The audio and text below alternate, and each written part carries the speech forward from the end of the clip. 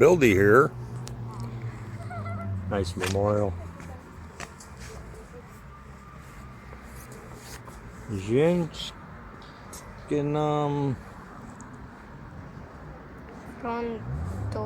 Frontovikum Slava, in honor of frontline women. Yeah, they had a lot of that in World War II. They know all about it. Soviet women. This is a nice area. This whole park is kind of a memorial to them.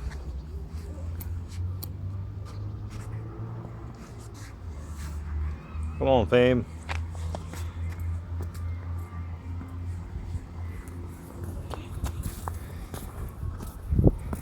Women on the front lines. Well, they kind of had to. A lot of you may not know it, but the Soviet Union lost 27 million people in World War II. 27 million. I think that's including everybody. Soldiers and civilians. That's a lot. That's more than everybody else combined. United States thinks that they won World War II, though. Soviet Union had more to do with ending the Nazis and the Japanese. A lot of people don't know that. You might want to look into that.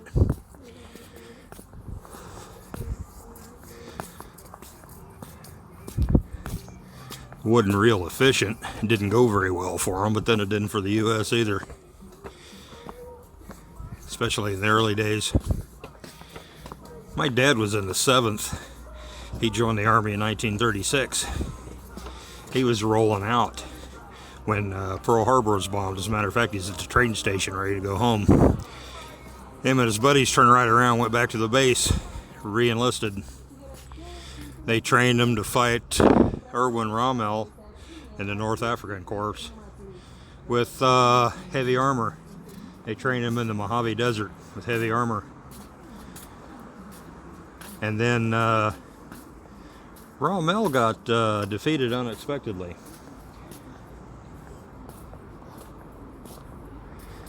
So they didn't have to go there.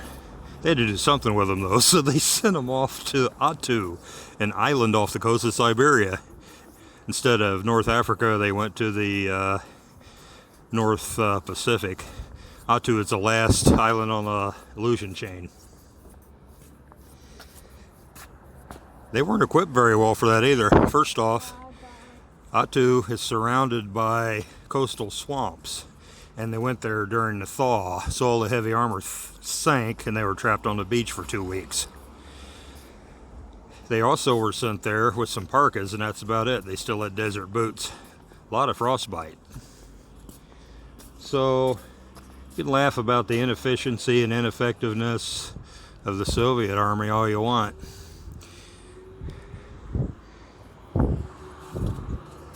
$27 million people. Most Americans have no idea, no clue. Absolutely no idea.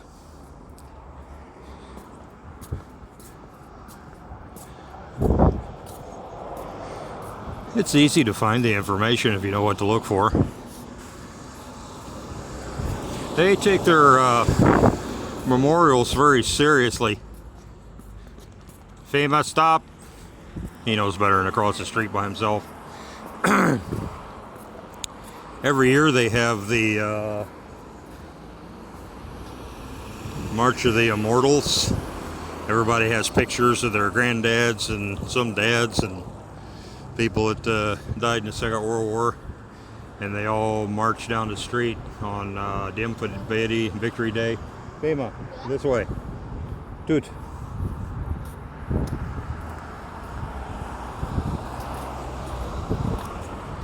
It's pretty cool. Thousands and thousands of people in Moscow, Petersburg, everywhere, all marching down the street carrying signs or, well, placards with the photographs on them, like icons.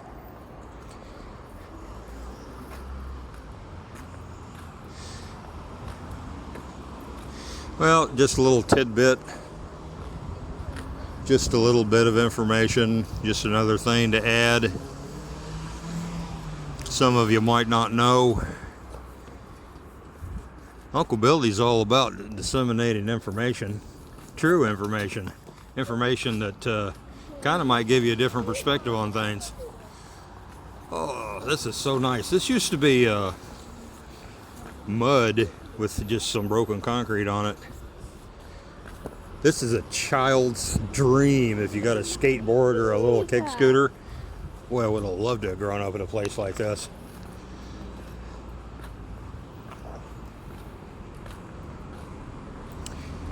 Well, it's just a little short one, just a little something.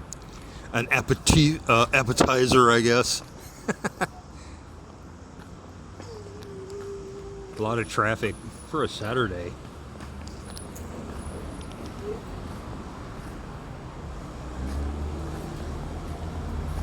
This place is absolutely beautiful in the spring. A lot of lavender, or not lavender, lilac trees, apricot trees, cherry trees. They weren't afraid to plant fruit trees everywhere. A lot of shade, very nice.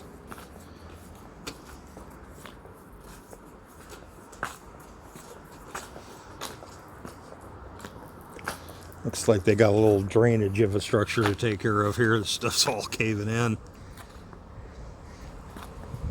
I'm amazed at how much stuff they did at once. Didn't get everything.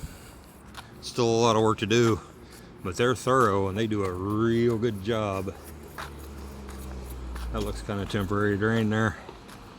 Looks like a temporary drain. They're always working.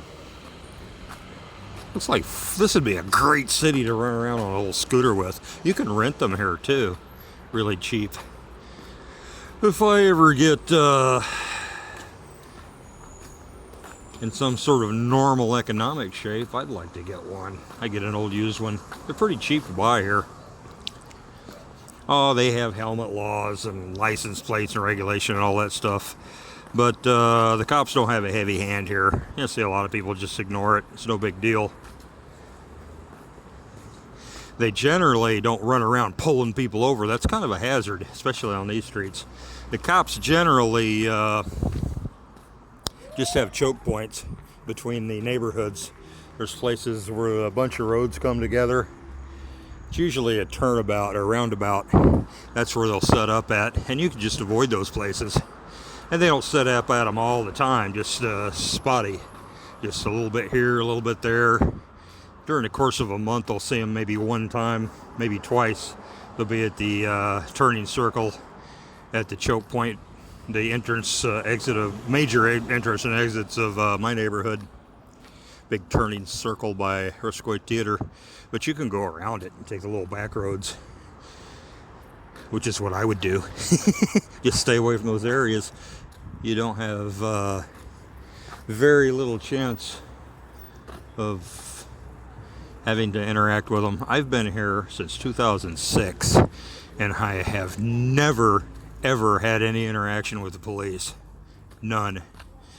I'm pretty good at avoiding them, though, and I generally do, because I'm an American. But I don't know, I even see the cops. They're so professional and so courteous, and they don't go around messing with people. It's more like the security in Vegas. You don't even hardly see them unless you're doing something. And I don't have anything to do. Not that they would object to. Except if I had a scooter, I'd run around with no helmet. I hate helmets. Oh, my son wants water. Wody, Nikki, ty хочеш воды тоже? Oh, лучше бы мы купить воды. This. Dans magazine. Produkty. Duh. Okay, we're gonna go in this lovely little magazine, this little store here, and get some water. Hopefully not cold water. Oh yeah, I gotta tell you about that. Russians, especially older ones, especially women and babushkas, they think if you drink cold water, it'll make you sick, like night following day. I got a lot of sermons on that. I ignore them. But I'm not gonna give the kids cold water. Why do they put it in a freaking refrigerator after all? They have some that's not in it though.